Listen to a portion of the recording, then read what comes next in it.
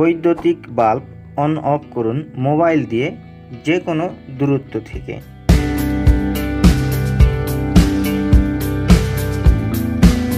আমি আজকে আপনাদের দেখাবো এই সার্কিটে কিভাবে কানেকশান করতে হবে এবং মোবাইলের মাধ্যমে কিভাবে এই সার্কিটকে নিয়ন্ত্রণ করতে হবে। তো আমি সেই কানেকশানগুলো করে দেখাবো এবং মোবাইলের মাধ্যমে একটি বৈদ্যুতিক বাল্বকে অন এবং অফ করে দেখাবো। তো চলুন আপনাদেরকে আর বিরক্ত করব না, মূল কাজে নিয়ে যাই। এই সার্কিটটি কমপ্লিট করতে সর্বপ্রথমে 2 সিমওয়ালা একটি মোবাইল ফোনের প্রয়োজন।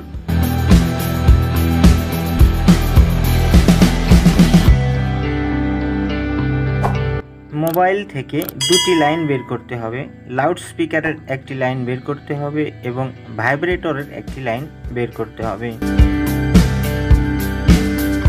এখন যে লাইনটি লাগানো হচ্ছে এটি ভাইব্রেটরের লাইন এবং এই মুহূর্তে যেটি আমার হাতে দেখছেন এখন লাগানো হচ্ছে এটি স্পিকারের লাইন। আমাদের 2টি লাইন দেওয়ার সংযোগ দেওয়া শেষ হলো।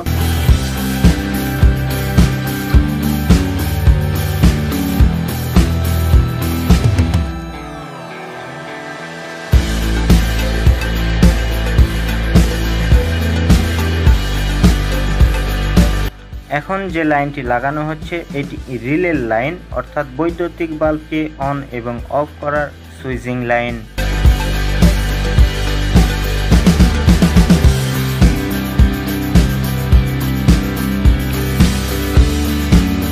এখন যে লাইনটি আমার হাতে দেখছেন আমি বেস কানেকশন করছি। এটি হচ্ছে এই মাদারবোর্ডের অর্থাৎ এই ডিভাইসের 5 ভোল্ট পাওয়ার লাইন, নেগেটিভ এবং পজিটিভ 5 ভোল্টের লাইন।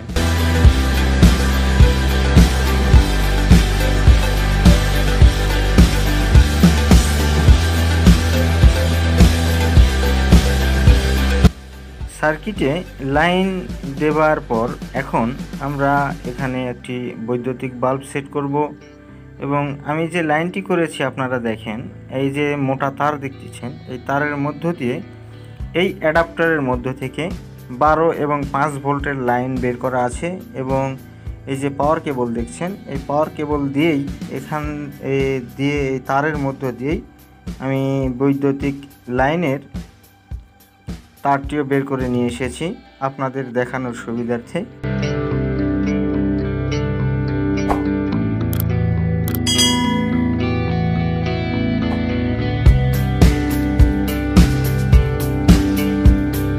বৈদ্যুতিক হোল্ডারে বাল্বটি লাগানো শেষ করা হলো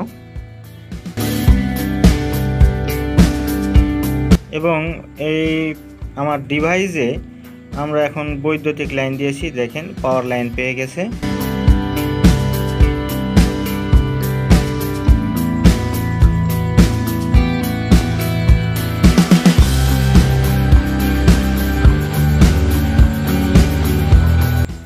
এক নম্বর সিমে কল দেওয়ার কারণে আমাদের এই বাল্বটি এই মুহূর্তে জ্বলে উঠল।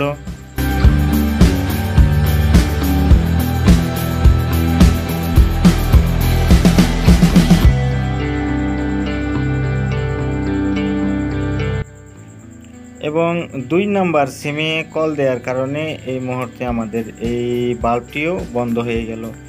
তো ঠিক এভাবে একটি বৈদ্যুতিক বাল্বকে আপনি দেশ বিদেশ এবং যে কোনো দূরত্ব থেকেই অন অফ করতে পারেন এই ডিভাইসের মাধ্যমে। তো আমার সাথে এতক্ষণ থাকার জন্য আপনাদের সবাইকে সাদর সম্ভাষণ জানিয়ে শেষ করছি আজকের ভিডিও। আল্লাহ হাফেজ।